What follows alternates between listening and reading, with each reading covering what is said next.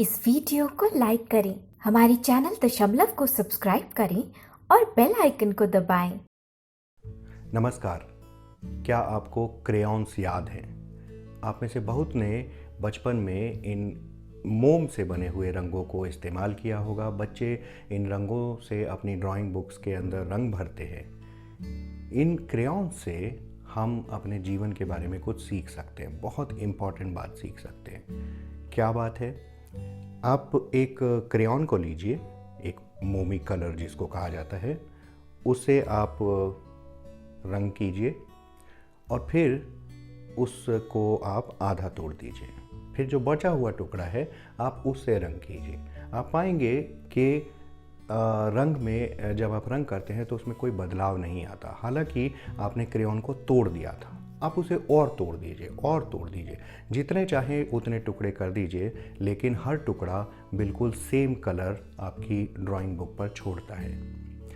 ये एक साधारण सी बात लग सकती है, लेकिन इसमें एक गहरा राज छुपा है कि हम सब इंसान भी क्रेयॉन्स की तरह हैं।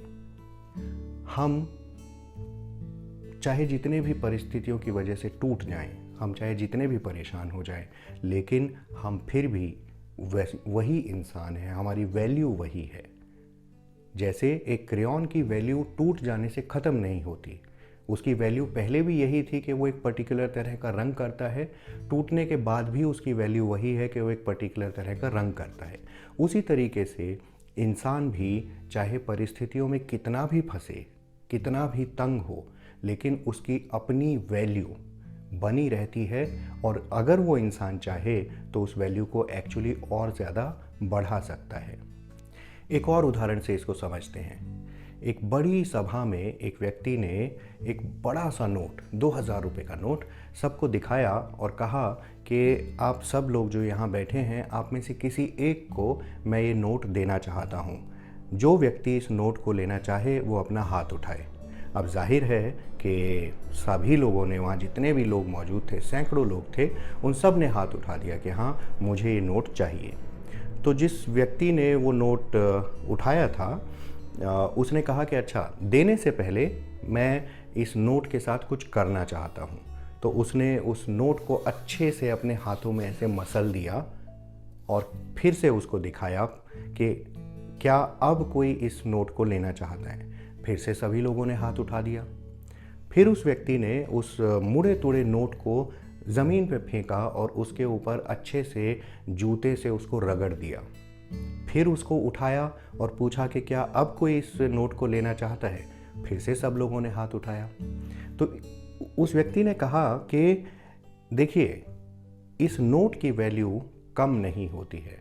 हम इसको मोड़ तोड़ दें, इसको जूते के नीचे रगड़ दें, इसको गंदा कर दें, लेकिन इसकी वैल्यू अपनी जगह है। आप इसको पहले भी लेना चाहते थे, आप इसको अब भी लेना चाहते हैं।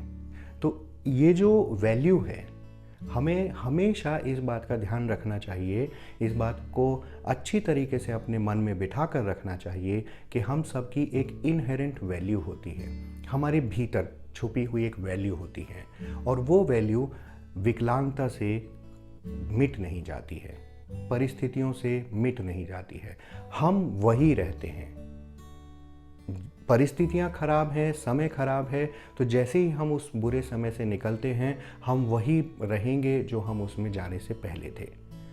अभी मैंने कल आपको जो शेफ़ वाली कहानी सुनाई थी, रसोइये वाली बात बताई थी, उसमें ये बताया गया था कि जब हम बुरे समय के अंदर जाते हैं, बुरी परिस्थितियों में फंसते हैं, तो हमारे अंदर बदलाव आता है।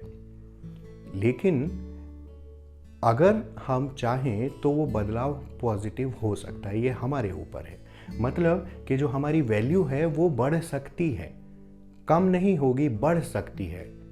अब ये आपके ऊपर है कि जब आप बुरी परिस्थितियों में फंसें, बुरे समय में फंसें, तो जब आप उससे बाहर निकलें तो आप अपनी किस तरह की वैल्यू को लेकर निकलेंगे। एक इंसान के तौर पर आपकी वैल्यू हमेशा है, और इस बात को कभी भी भूलिएगा नहीं। अपनी वैल्यू को लगातार बढ़ाते रहिए और मेरे साथ बने रहिए। नमस्कार।